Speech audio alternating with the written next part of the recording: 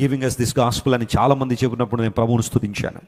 ఆయన నీ కేడముగా ఉన్నాడు. కొన్నిసార్లు అపవాది నీ జీవితంలో ఏదో ఒక ఉపద్రవాన్ని, ఏదో ఒక శ్రమను, ఏదో ఒక ప్రతికూలతను తీసుకురావాలని అపవాది ప్రయత్నం చేసి ఉండొచ్చేమో, కానీ నేటికి మనం సజీవులుగా ఉన్నామంటే అలాంటి కీడులు ఎన్నో యేసయ్య కొట్టేశాడు కాబట్టి. హల్లెలూయా, హల్లెలూయా.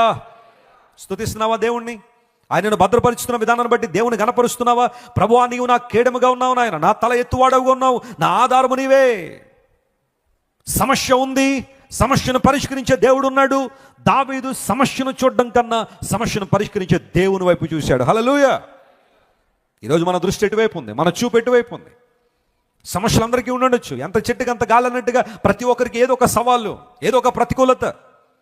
కొన్నిసార్లు అనుకుంటాం నాకేనండి సమస్యలు ఉన్నాయి, ఇంకెవరికి లేవండి అన్నట్టుగా మనం ప్రవర్తిస్తుంటాం. కానీ ఎవరి స్థాయికి సంబంధించిన ప్రాబ్లమ్స్ వాళ్ళకు ఉంటాయి, ఎవరికి స్థాయికి సంబంధించిన ఇబ్బందులు వాళ్ళకు ఉంటాయి.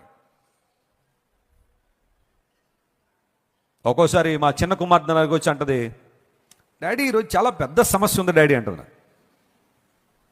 6 సంవత్సరాలు కూడా లేవు అమ్మాయికి. ఏంటమ్మా అంత పెద్ద సమస్య అంటే, స్కూల్ చాలా పెద్ద సమస్య అయిపోయింది డాడీ అంటది. స్కూల్ అంటే ఏమైపోయిందట? ఆమె స్కూల్కి వెళ్ళడం ఇష్టం లేదన్నప్పుడు ఆ స్కూలే పెద్ద సమస్య.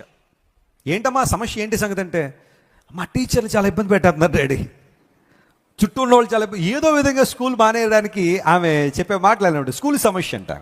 మీరు ఎలాగైతే నవ్వారో నేను కూడా అలాగే అంటే, ఆ ముందు నవ్వితే మళ్ళీ ఈగో హర్ట్ అయిపోద్ది కాబట్టి